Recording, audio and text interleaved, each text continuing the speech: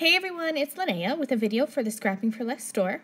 And today I have a stamp set by Gina K Designs. It's called Warm Spring Wishes, and I'm going to be using the leaf stamps and the butterfly stamps to create a circle like masked background. So I have a piece of stencil plastic here that I've cut down to be 6 by 6. And then I used just a regular circle die and I cut out a circle from the center of this. Completely do it myself because I was wanting to use oxide sprays and I knew I was going to be spraying repeatedly and I didn't want to have to cut a bunch of paper masks and worry about the ink seeping through. So I just used stencil plastic and made my own stencil. And I'm actually going to be using just the center circle to mask off the center portion of my card. So I sprayed it with some Pixie spray, which is just a low tack spray meant for stencils so that it'll stick down. And I sprayed it once, and actually I made 4 cards and I didn't have to respray this. So I have some Distress Oxides and I haven't sprayed them before, so I am going to grab just a piece of scratch paper and kind of pump the spray a couple times to make sure that the liquid is up into the nozzle. I'm starting with the Iced Spruce color, and this is like a warm gray. I feel like this is an often overlooked distress ink color, but it's one of my favorites. I love the neutral tone of it, so I decided to use it for my backgrounds. And what I had in my head was that I would use this circle to mask off the center of a card so that I could have the clean lines of the circle to do some stamping in. And I did this a couple times, and it was only on the last try that I actually got the look that I was striving for. But I'm going to continue on spraying here, and like I said, I created 4 cards, 2 with the Ice Spruce background, and now I'm coming on with the Distress Cracked Pistachio.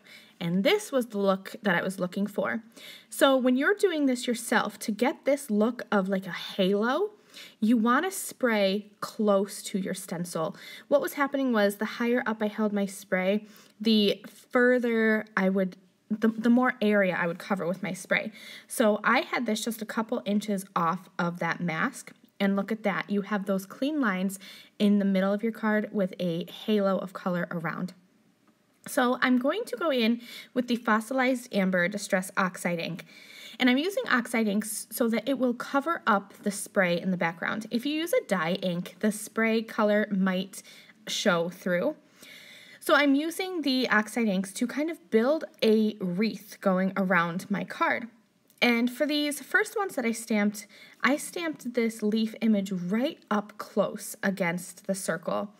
And when I created my last 2 cards, I kept it further out of the circle, and I like that better, but it's completely up to you however you want to do it.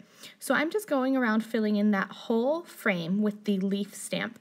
And now I'm going to come in with the butterfly, and I'm going to be using some Tattered Rose Distress Oxide ink. I was kind of trying to find a color that went with the Cracked Pistachio and the Fossilized Amber. So I did a quick Google search of color palettes, and this pale pink came up, and I really like it, but the Tattered Rose is super light, so I did end up stamping this 3 or 4 times just to get the concentration of color that I was looking for. And I love this pale peachy pink color for the butterfly. I thought it turned out really pretty. For my other background that I stamped, I used the Ice Spruce Distress Oxide spray along with the Fossilized Amber. You can see it here to create that wreath. And I used spun sugar for my butterfly, but again, it's light, so I stamped it a couple times and it was still too light for me, so I went over it once with worn lipstick. And then I'm going to stamp this amazing sentiment right below, and I ended up using the same sentiment for all 4 of my cards. This one is one of my favorites. I used the Iced Spruce background, and I stamped the wreath with Peacock Feathers Distress Oxide ink. But like I said before, I stamped this one further out. I didn't stamp it right up against that circle outline. And I think the composition of this looks better than the first 2 that I did. I'm using the other butterfly, the one that's the full butterfly image, and I'm stamping it with Fossilized Amber Distress Oxide ink. And this Peacock Feathers with the yellow and that neutral gray background is one of my favorite color combinations. So this one ended up being one of my top favorite cards. So now let's look at all 4 cards that I made today. Here's the first 2 with the wreath that's close, and then the last 2, which are actually my favorite. So if you want to see still photos, head over to my blog or to the Scrapping for Less blog, and you can get more information there. Thank you guys so much for joining me. See you next time. Bye.